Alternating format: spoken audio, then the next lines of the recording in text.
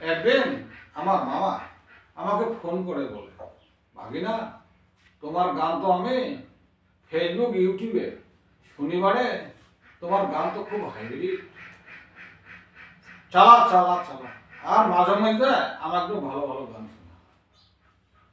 তাই আমি মামাকে বলি, মামা যুগটা কি ছিল আর কি হইল, আর যে কি হবে মামা, সব ইচ্ছা তার।